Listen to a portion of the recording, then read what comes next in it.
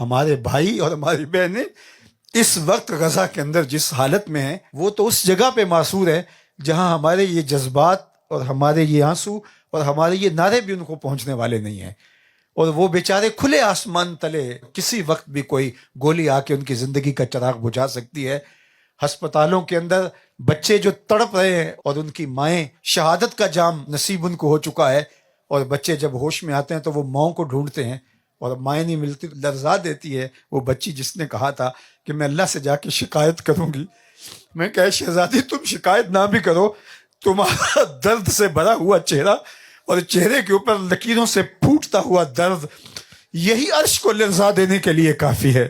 میرے اللہ نے جو کہا کہ تمہیں کیا ہو گیا کہ تم ان کمزوروں کی، لاچاروں کی، بچوں، بوڑھوں اور جوانوں کی اور ان خواتین کی مدد کو نہیں پہنچتے۔ وہ ایک وقت تھا کہ وہ ایڑیاں اٹھا اٹھا کے پاکستان کی طرف دیکھتے تھے، لیکن اب تو انہوں نے دیکھنا بھی چھوڑ دیا، وہ آسمان کی طرف اللہ کی مدد کا انتظار کر رہے ہیں۔ انہیں ہم بتانا چاہتے ہیں کہ نہ ہمارا کوئی میزائل تمہارے کام آنے والا ہے، نہ 76 لاکھ فوج امت مسلمہ کی تمہارے کام آنے والی ہے، نہ تیل کی کمائی تمہارے کام آنے والی ہے، نہ ہمارے آسودہ حال سرمایہ داروں کا مال تمہارے کام آنے والا ہے۔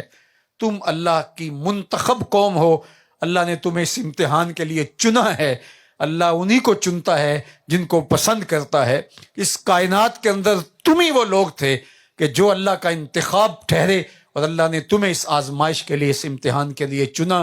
ہم یہ گواہی دیتے ہیں کہ تم کامیاب ٹھہرے، تم کامیاب ٹھہرے، تم کامران ٹھہرے۔ تم نے شکوے کی زبانی کھولی، تم نے کہا فزت برب الکعبہ، کعبے کے رب کی قسم ہم زندگی کی بازی جیت گئے۔ ہمارے پاس اگر مسجد اقصیٰ ہوتی، ہم کب کی پلیٹ میں رکھ کے یہودیوں کو دے چکے ہوتے، اور اس کے لیے ہمارے جو تجزیہ نگار ہیں وہ فلسفے بگار رہے ہوتے کہ ہم نے ملک و قوم کی خیر خواہی میں ایک بہت اچھا فیصلہ کیا ہے۔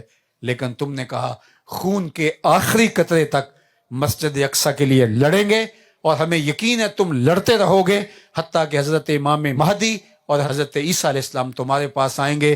میں کہتا ہوں دنیا بھر کے مسلم حکمرانوں کو اور امراء کو کہ حضرت امام مہدی تمہارے فارم ہاؤسز میں نہیں آئیں گے، حضرت عیسیٰ تمہارے محلات میں نہیں آئیں گے، حضرت عیسیٰ تمہارے دارالحکومتوں میں نہیں آئیں گے۔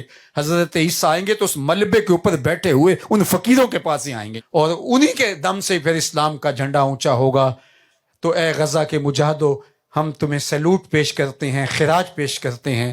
تم نے امت کا بھرم رکھ لیا، اور اگر تم بھی جھک جاتے تو پھر امت کے پلے کیا باقی بچتا۔